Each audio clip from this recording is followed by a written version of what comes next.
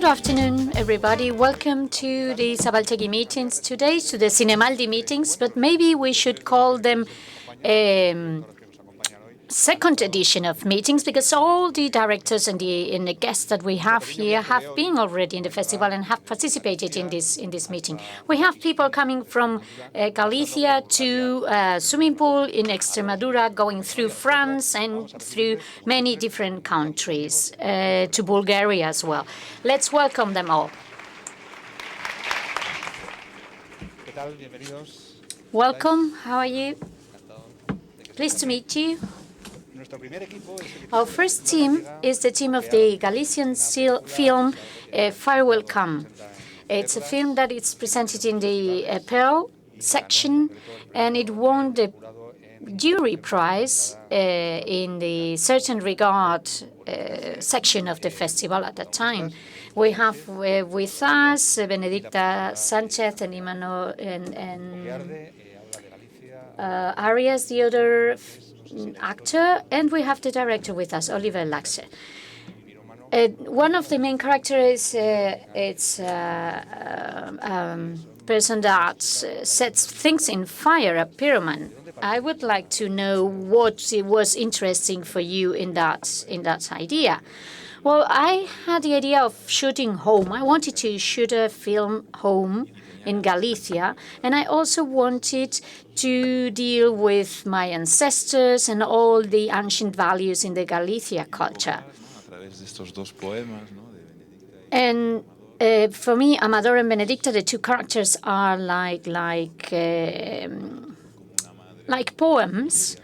And I wanted to show also how a mother can love his child despite everything, despite him being a pyromaniac or an arsonist. And I think that despite this illness of his, he is a very dignified character, which he has inherited from his mother, who is a very dignified woman. And I just wanted to show this sweet relationship.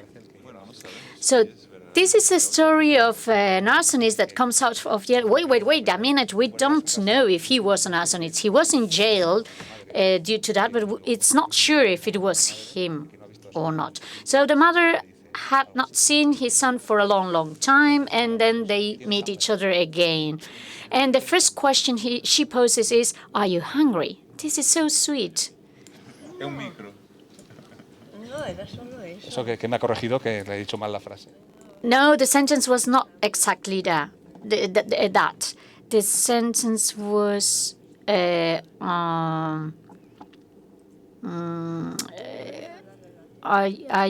you coming with hunger or something like that? It's not translatable into English. It's a Galician sentence.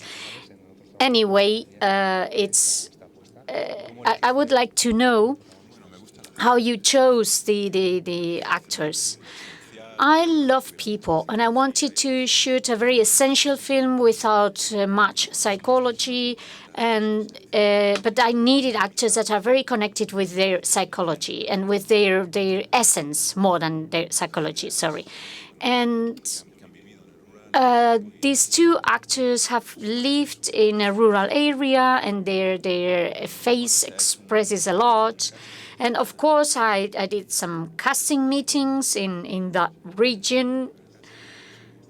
And I was very lucky because I met them the first day in the casting. And then the names, Ramon and Manuela, in the script, I love to listen to the stories that life gives you. And Amador is supposedly an arsonist. And I think this is very beautiful because his name is Amador, which is similar to amar, which is to love in Spanish. So in the film, this character is the one who loves. And we have included into the script a lot of nuances that the actors brought to the set. Amador, I would like to know what was your experience shooting the film. It was very unique and beautiful. But at the same time, we had to give it all. that essence that Oliver was mentioning, which we have inside, we have to give it out. And I am Amador, and my name is Amador, but this Amador is an Amador that loves his mother and takes care of the land, of the earth. Benedicta, ¿cómo fue? Benedicta, how was the shooting? Was it difficult for you? No, it was not difficult. It was like playing with with Amador and with Oliver, and I felt at ease, and I think everybody in the crew was very nice to me, and they showed a lot of respect for me, and that's it. And I always say the heaven exists, and I am there because I was so lucky to be surrounded by these people. I felt like in heaven, and I was shooting in beautiful places that I didn't know before, and I met fantastic people in which I could feel, and it is my opinion, that they were able to show me how life was 50 years ago, and they showed me their weaknesses and their difficulties, and that's a real gift. And it's very noble people that really endures a lot. And I think the experience has been beautiful for me, really beautiful. And I'm a very old person, and I had the opportunity to live this wonderful experience in a moment in life when everybody expects you to sit down and wait for death, and that was wonderful. So we will continue to talk with them, but we would like to see some images first.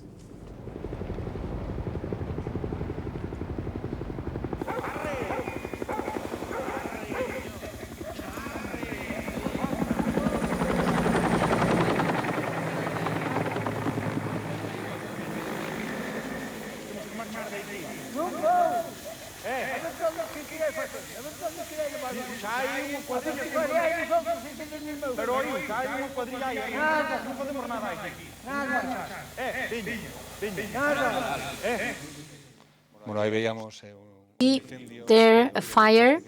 And Oliver, you said that you wanted to shoot a very essential film, very simple thing, but I didn't want. I mean, I have seen the film and I don't find it very simple at all. Well, we did some training, technical training to become firemen. And in the night, we spent a lot of time dressed up, waiting in our truck to see if we had to go and rescue someone. And actors underwent the same tests and the same training. And we were chasing fire or we were running away from fire. And now, once that time has passed, I find it surprising myself. But at that moment, it was like natural. It was part of our job, and we just tried to have the best shots and to look new images, new colors, new forms. And that shows that we really needed to shoot this film, and you can feel it in the images. And what was your equipment? We were shooting in 16 millimeters. In celluloid, yes. Fire, you need to shoot it on celluloid. We didn't know if the film was going to resist the heat or not, because this has never been shot before. No one has shot fires before, but it was very exciting. And at the same time, living together with firemen, which is also very noble people. They are really at service. They are servants, and this is wonderful. Andrea, from the point of view of production, Oliver is already very well known in festivals, etc. So I suppose you didn't have problems finding funding. Well, before we started shooting, I had already worked with Feito and with Oliver. And it is true that we went to the different meetings with some part of the work already done, and it helped a lot, yes. And then, of course, the production, any production is always difficult. And many people, after watching the film yesterday, came to me and said, "Wow, what production! Filming fire in the mountains and everything, and the eucalypts." And well, of course, there was some work involved, but we were working very closely together with Oliver, and he is a director that is always helping with production at the same time. Yes, I think this is inevitable. We need to push forward this kind of delicate films, of difficult films. And I think the push needs to be at the side of production, and that's why I always try to help with production. It's a very complex film in this sense, because the shooting is industrial. I mean, you have to optimize time, and you have to optimize the use of your resources, but at the same time, we like to shoot live. We want to be observing, to be fishing in life, to see if some big fish appears. And it's very complicated to be very close to reality, but at the same time trying to be in a shooting, in a conventional shooting, taking care of times, etc. And it was, for me, it was luxury to be able to shoot 4 times. Every producer tells you, no, it's not possible to shoot in 4 different moments, because it's costly and it's. But I could do it. We were shooting at 4 different moments, and that allowed me to run some tests, etc. So you are trying to fish in reality, as you said, and it is true that the film is full with details that can be even overwhelming, and the actors' work is very important, and it's full of love. Thank you very much for being here, and we hope to see your next work here in the festival. Bueno. So our next stop today is a Bulgarian film called Sister. Sestra, I don't know if my pronunciation is correct. And with us is Svetlana Chochoskova, the film director who was already here with her previous film. And she presented the film here in the festival, and she came here to talk to us in the Zinemaldia meetings. And we have Monica Nayanova and Elena Saryankova with us. I'm sorry for my pronunciation. Svetla, this is your second feature film, and I have read in the press book that it is based on a very personal story. When you were a child that invented a lot of stories, and that compose now this main character in your film. Is it right? I am a pathological liar. And, still now. Still a pathological liar.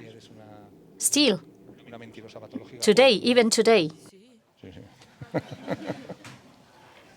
So Monica had to portray me in the film. Not because she is a pathological liar like me, but because she was very suitable for the part, and I already had experience working with her in my previous film, Thirst. And it took us to find Monica for my first film. Took me 2 years and over 3,000 girls that I had to see. So I decided to just put her in my next film instead of spending another 2 years and another 3,000 girls to see for the part. So we wrote the script for her. Believe it or not. Mónica, de alguna manera, interpretar. Some way you are playing the film director, which might be more complicated, but at the same time you are playing a liar. So it's a character that plays other characters. Was it very difficult for you? Well, I don't think she realized that. When she didn't know, I didn't tell her. Yes. But no, she...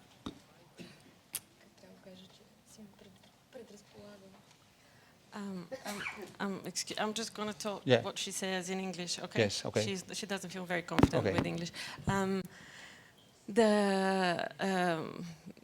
The first film, Thirst, I had to slap her a few times to get the tears out. Where in this film, Sister, I didn't have to do that because she knew what was coming when she had to cry. So she prevented the slaps and just did the job. She cried. O sea, lloraba antes, ¿no? Ya. In advance when she saw you coming, right? Bueno, pues la historia es una historia de una chica que miente So the film is about a girl that is a liar, and it's about the consequences of these lies on her family and on her sister. Let's see some images. Сега обаче ще пребие. И всичко заради баща ми. Той отиде в Испания уж да пасе кози. Пък да вземе там да се забърка с някакви, дето пренасни наркотици от Венецуела ли, от Колумбия ли. Полиция! На земята! Полиция! На земята, лягай! На земята да те видя бързо! На земята! Ние с Миро се обичаме, ама Какво? не смеем да кажем на как. Las veíamos Esbelda en Could see them there. Svelda, in this film, you are portraying a very familiar environment. What drew attention to you in this environment? What was what you wanted to highlight? It's a family relationship. It's a dysfunctional family of a mother and her two daughters. And I just want to discover more about their relationships. That was the main thing. And the lies helped me because we all have our secrets and lies. But when you clash them, you realize who you are and who the other person is, and to things that you have to overcome yourself to understand that you can live for the other people, not just for yourself. If I'm being clear. Yeah, I understand. Elena, me gustaría que comentaras también. Elena, I would like to know what is your role in the character, and how was it to being this sister that suffers under the lies of her sister.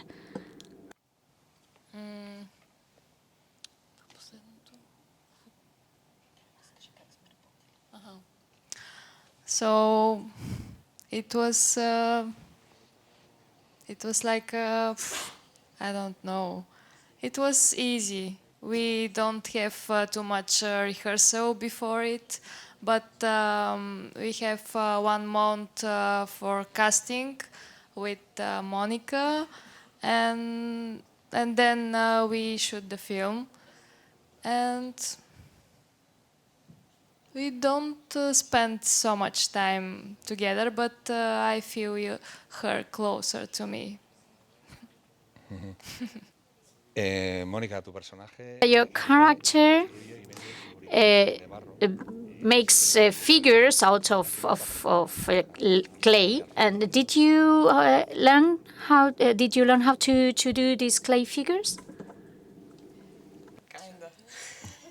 Monica actually is a very good painter. Oh, yeah? She graduated this kind of a art school of when they paint a lot of stuff, and it was very. She actually, when they were doing the figurines in the film, the clay figurines, she went to the place with the set designer and the prop guys, and she did most of the figurines herself.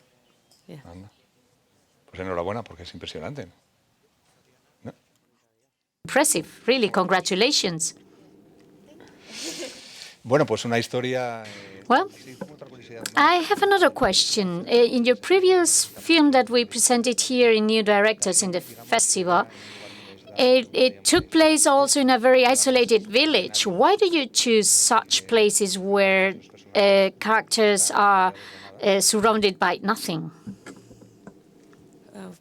Well, for Sister, the house that we shot the film is actually a house 5 minutes away from our house.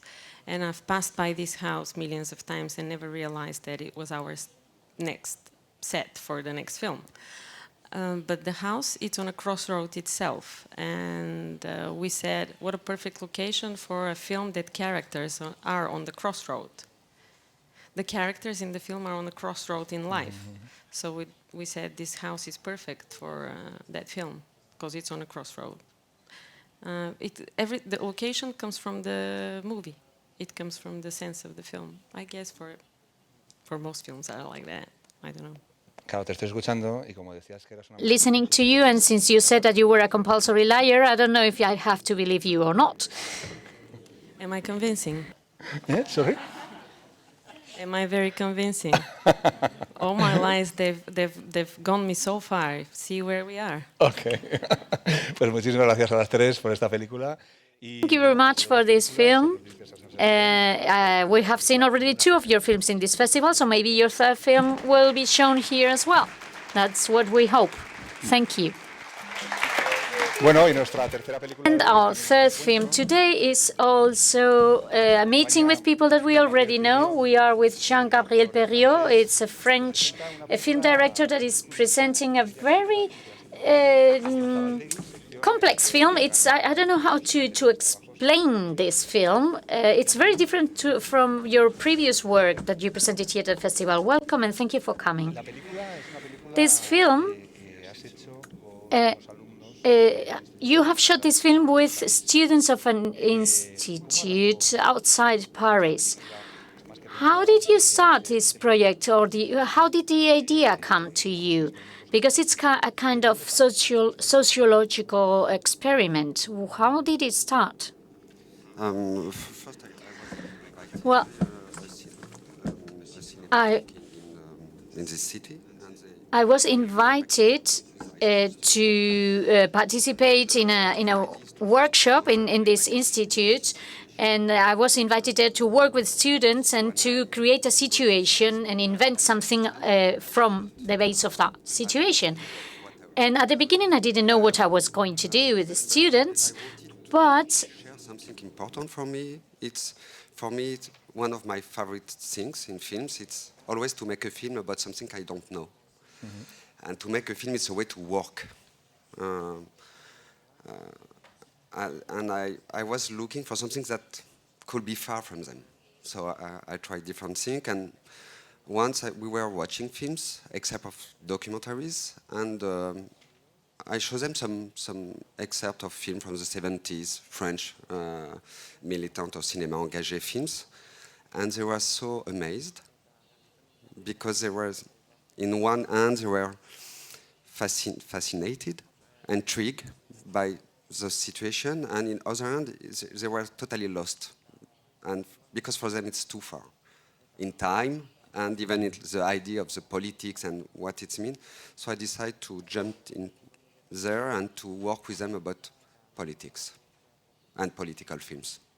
Bueno, pues la historia es que con estos estudiantes. the story is about the students, and you show the students some images of political films from the 60s, and after they watch these scenes, they reflect on them before the camera. And it was very surprising. They talk about politics, and you ask them what they think of trade unions, what they think of politics, and I think the answers are somehow discouraging because they don't know anything at all about politics, and it's an incredible contrast with the young people that are shown in the images of the 60s. Was it a surprise for you? Yeah, for sure, because I spent 6 months with them. We work a lot. We discuss every except. We make those reenactments, so they have to learn the text and to act, and they play so well. And some texts were quite complicated, but when I started to question them, I realized that they didn't understand nothing. And I really question myself about what is a teacher, because I spent 6 months with them, but they don't listen to me, in a way, or perhaps because it was the first time someone speak of politics with them. So we need several times the same information of discussion to go through. But I realized that nor the school, nor their parent, no one never exchanged with them about what is politics, what to do in your life as a citizen, It was quite surprising and like, yeah, a lot of contradiction. El título de la película, No Defeat. Title of the film, Our Defeats, does it come from there, from the answers? Oh, it's hard to answer about the title. There is something here that is like pessimistic or something like, yeah, it's we make some mistakes, obviously. But in our other hand, themselves bring some things that I really like. Is the idea that the important thing is not to win or to lose, it's to struggle. And we can use the defeat as a starting point of something new. Bueno, vamos a seguir hablando un ratito más, pero vamos a ver algunas imágenes de la película. Vamos a ver una de las escenas que hacen los estudiantes de este instituto. Some images and see what the students say. Vu les conditions de travail qu'on a à l'usine, franchement, c'est pas très gai si tu veux. En plus, tu travailles toute ta vie, tu travailles tes 8 heures, tu travailles tes 8 heures par jour. Bon, c'est moins dangereux. Ils sont un peu organisés, quoi. J'ai un point de vue, syndical. Oui, il y a des syndicats, mais tous les ans, à Saint-Nazaire, on peut faire un historique, si tu veux. Tous les ans, à Saint-Nazaire, il y a une grève. Mais tout le temps, ça passe, c'est basé... ¿Cuánto tiempo estuviste trabajando con ellos? 6 meses, ¿no? You working with them 6 months, you said? And throughout this time, I have the impression, when I watched the film, and I'm not going to reveal any details in order not to spoil, but I have the impression that the film changed their lives. No, so not the film, the reality. Claro. Because of the strike in France and the high school movement and all the repression that to face.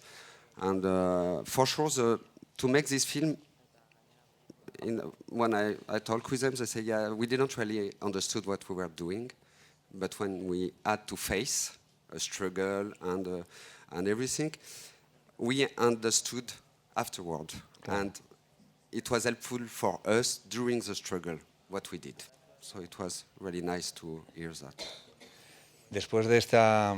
ellos, So have they seen the film, the students, and what was their opinion? Did you have any session or dialogue to see or debate to see what was their opinion on the film after finishing shooting and everything? Yeah, for sure they saw the first editing of the film because as it could be uncomfortable for them because sometimes they are really blurry when they talk. So I changed the editing according to what they ask. Until we arrived to this version where for them it was, they were okay with the film.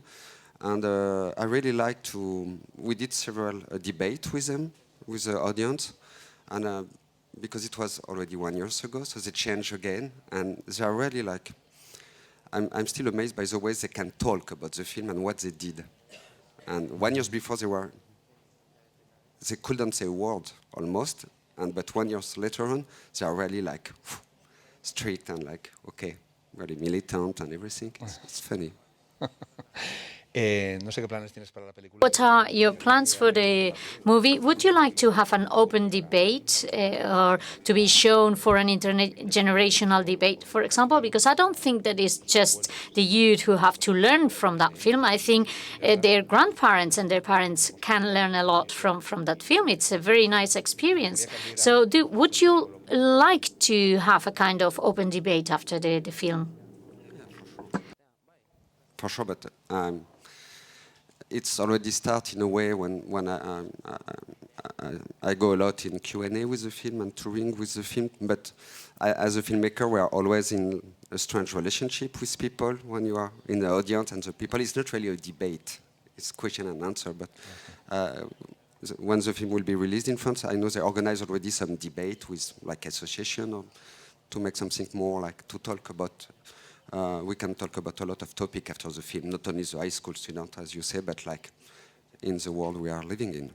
Pues muchísimas gracias, Jean-Gabriel, por esta película. Yo creo que es una película intergeneracional. I think this film is an intergenerational film that can generate a lot of reflection and debate. Thank you very much, and I'm sure that you will come back to the festival because you are already part of the family. Thank you very much. Bueno.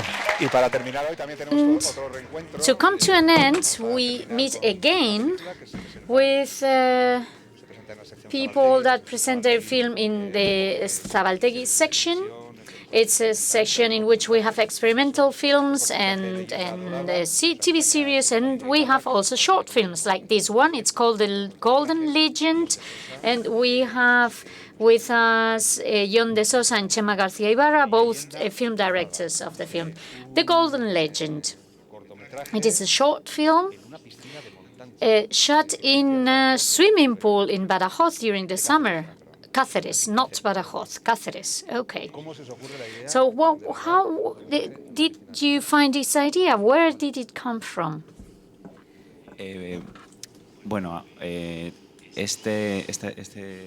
This short film is a kind of it's kind of extracted from a bigger project that is not very related to the short film.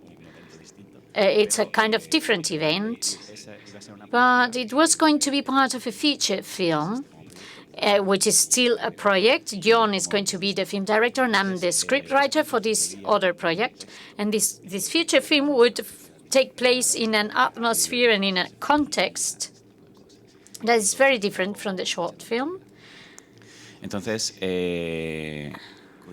And one summer, Jon invited some friends over to his village. Well, it's his mother's village, and we spent some days there. And we visited the village swimming pool very often, the public swimming pool very often.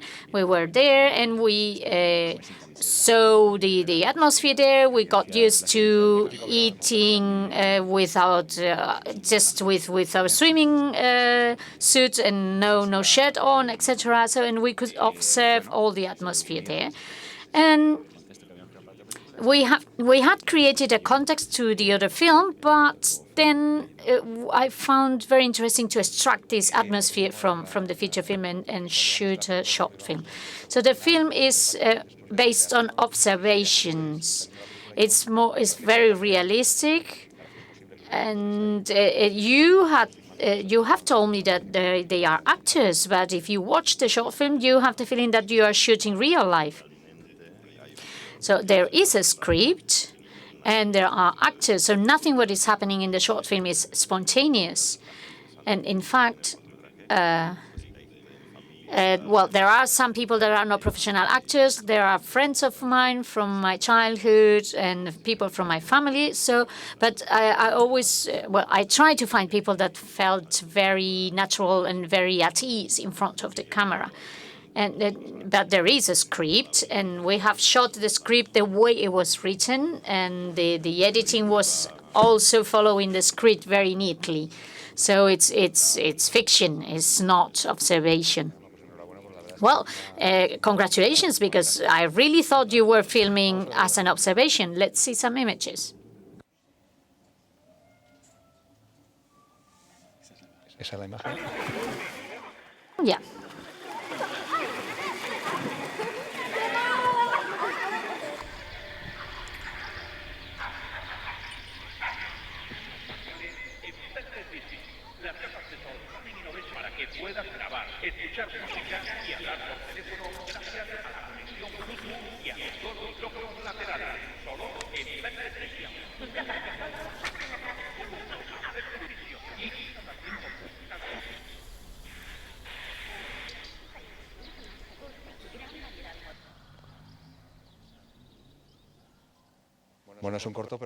It's a short film, but at the same time, it feels that it's composed by micro stories or micro chapters.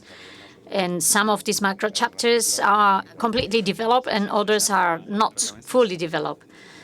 So there is a main character, which is the swimming pool. And in the swimming pool, which is a rectangle, you have different elements and water and the appendixes, which are the different scenes that take place around the swimming pool. It's thought to be, we planned it so that these stories are like satellites from the swimming pool, around the swimming pool. And in the swimming pool, there is always movement and waves. And for example, there is a group of young people, and they are reflected on the water. And this is the effect that I wanted to show.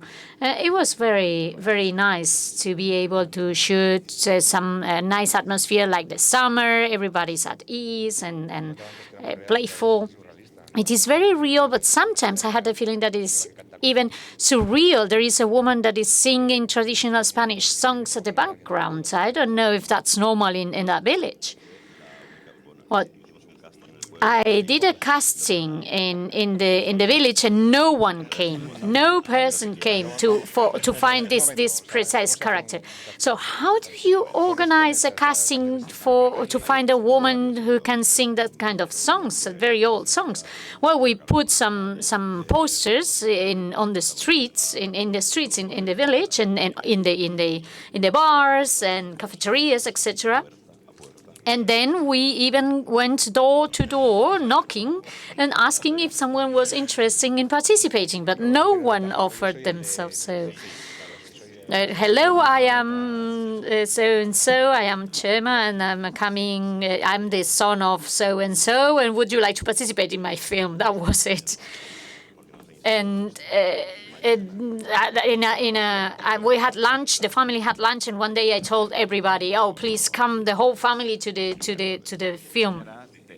And that woman was a specialist in regional culture, and she has even written a book on regional songs and dresses, etc. And she was the only one who came to the casting. She's not from the village, but from around, and we chose her, of course.